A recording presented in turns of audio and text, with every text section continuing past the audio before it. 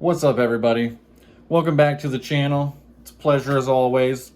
Today, I have some time before a job, so I wanted to make a list and go over it a little bit with you guys. And the list is going to be about, some things to consider or think about or implement before you start your business, as you're starting your business, or even for growth for your business. Stay tuned.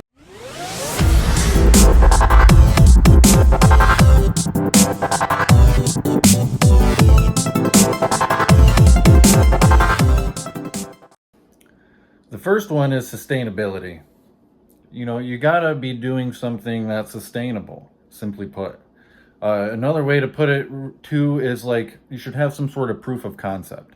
You should be able to think about what you're doing and implement it in some sort of way to be able to prove like, okay, I can be able to do this and this and this, receive a profit, and run things accordingly. After I started my business, one of the best pieces of advice I was given was you don't have to reinvent the wheel. So, you guys you're trying to make things perfect. Oh, I want the best vehicle, the best equipment, the best platforms to use, the best apps, yada, yada, yada. Not only does it not need to be perfect, you don't have to reinvent the wheel. Just make it your own. Next is technology and innovation. A lot of the major leading corporations out there are heavy into tech. The next best things that are coming out, either those companies are releasing them or they're using them regardless. So staying up to date with certain apps, platforms that help businesses or customers, whatever, implementing or always having some sort of innovation and implementing new ideas and things like that is always a positive for your business. Next, you have regulations and compliance. Now, this is something I personally went through when I bought my little piece of property in my dump truck. It was a rural or residential area more so, and people started complaining. And now there are certain ordinances in place to, figure things out for people to help us figure it out. And I haven't gone all the way through what's going on, and maybe I'll put it in another video. I did make a video about it, but I never posted it. So, long story short, I have a violation. And it's a little bit in a hiccup stage because the ticket is written to the person that owned the property prior to me. So anyways, let's move on with the list. Next, we have customer experience and the service quality. So the customer experience and service quality are pretty much going to go hand in hand. I mean, you do have those people that you give them excellent service, but they still don't have, or they still have something negative to say in a way. Yeah, you're going to have that. People are people. What are you going to do? But one of the best things to do, push on the quality and you'll have great customer experience. When you go above and beyond for customers, and you don't even have to go above and beyond, just using the terminology. When you go above and beyond for customers, you're polite, professional, they love it.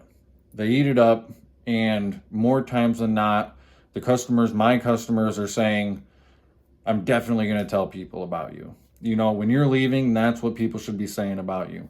I'm going to tell everybody I know. Next, we have labor issues.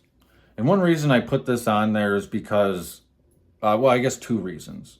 One, a portion of the channel or what I talk about is with load up and they require a helper, but I do something specifically so I don't have to have a helper. And then the other thing is I show up to a lot of jobs where the customer's like, oh, do you have help?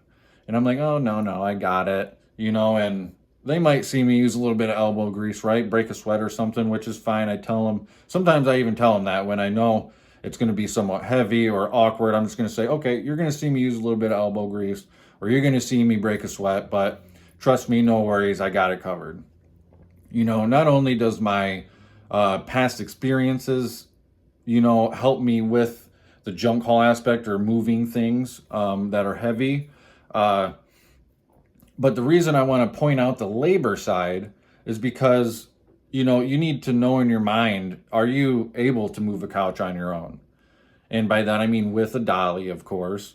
How are you going to hire help if you need to? Or who would you hire?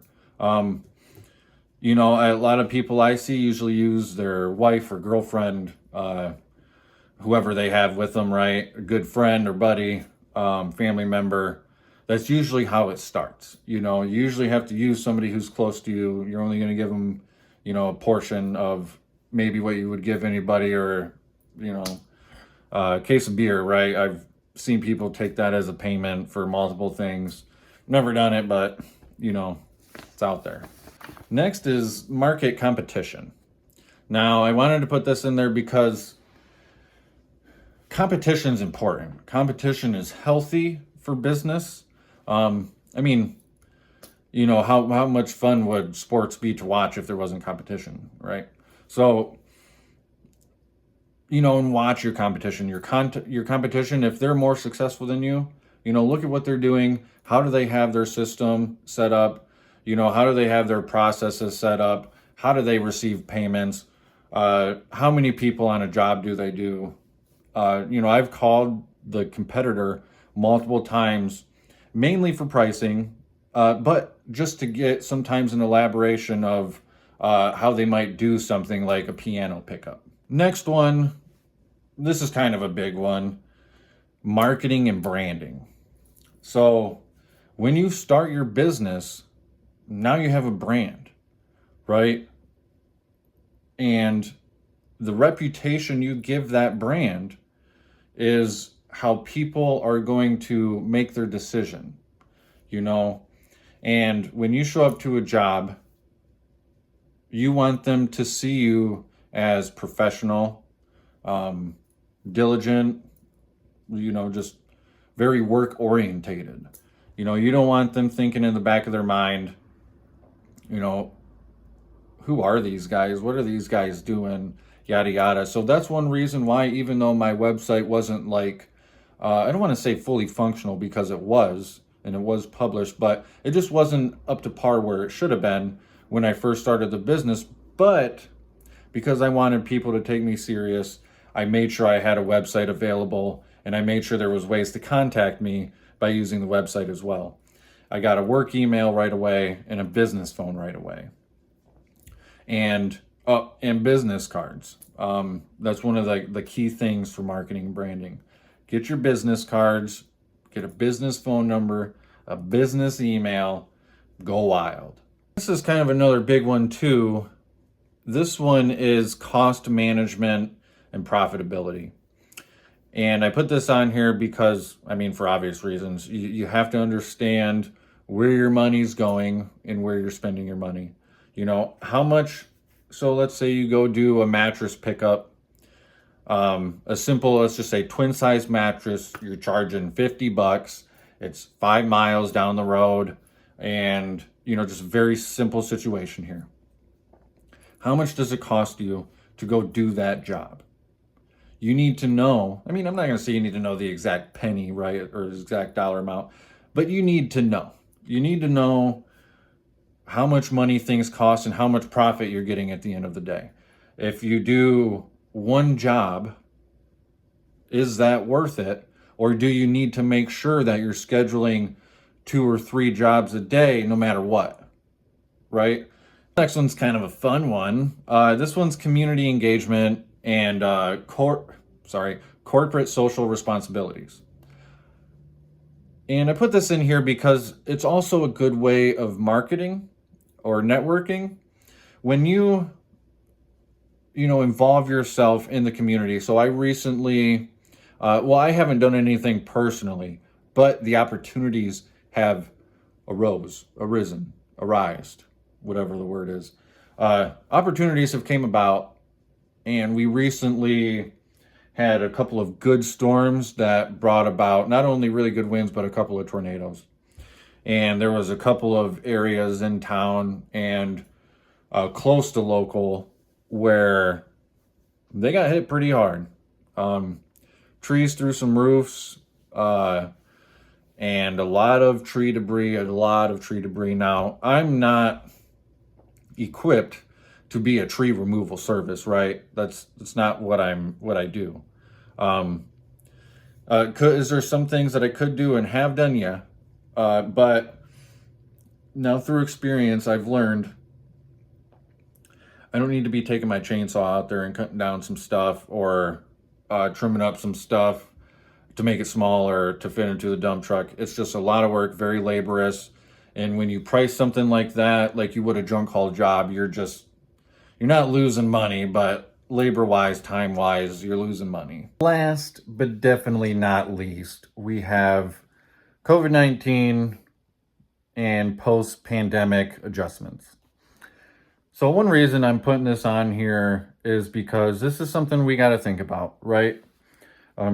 Not only did we just live it, but it's also a future possibility or inevitability, right? It's inevitable that there's going to be a bad virus at some point. Anyways, it's not about making sure your business is prepared for every bad thing around the corner or making sure it's prepared for the next pandemic or, like you can't prepare for everything. But it's on here because, one, certain industries got hurt really bad during COVID-19. If you're in one of those industries, you should really have a plan B or something else that's creating income for you or something. Not only can you not just prepare for everything, but you can put certain things in place, like when COVID happened, wearing masks, 6 feet apart, quarantining, certain things were put in place so that way what was happening could be controlled. And you can do similar things in your business too. So if you put things in place, certain processes or policies in place, when you start, if something were to happen or arise, then you're already ready, So there are a few things you can do to just help alleviate some of the pressure you might feel during a downtime or a bad time. But this is my list. I hope you guys enjoyed it. I'm going to go ahead and start getting around to go to my pickup, and I will see you guys back here next time. Don't forget to like and subscribe. Peace.